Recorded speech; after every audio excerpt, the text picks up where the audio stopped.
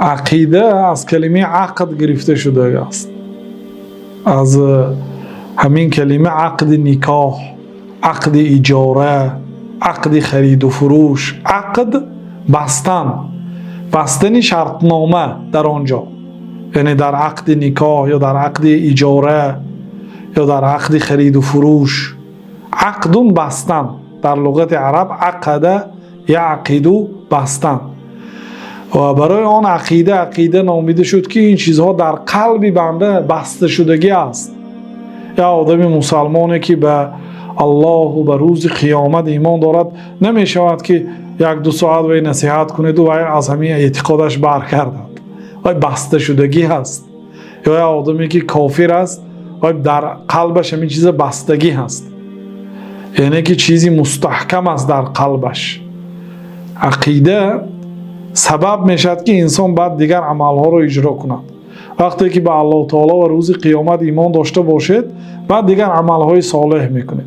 وقتی که آدم دیدید که دعا کرده ایستاده است، این آدم عقیده داشته است که الله تعالی هست.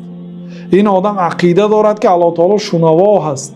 این آدم عقیده دارد که الله تعالی از احوال این باخبر است. این آدم عقیده دارد، یعنی اعتقاد دارد که الله تعالی قدرت دارد که طلبی درخواست اینه اجرا کند.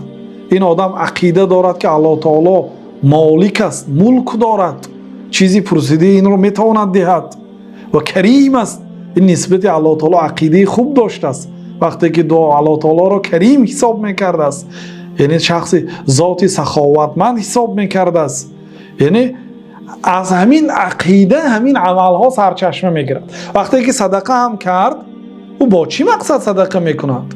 با مقصد اینکه الله تعالی 700 مراتب یا زیاده از این برگرداند و انیق هم برمیگرداند، هم در این دنیا هم در آخرت. یعنی همین عقیده باعث میشد که عملهای صالح را انسان اجرا میکند و از عملهای قبیح خودداری میکند. بنابراین عقیده بهترین علم است و اصل علم است. جزاک الله خیرا استاد. عقیده واسطه کتاب شرح دادگی ما گیرید گوش کنید، خیلی معلومات میگیرید انشاءالله. با انشاءالله من صحیح بخاری وقتی که شرح میدیم کتاب ایمان شرح میدیم. کتاب ایمان عقیده هست.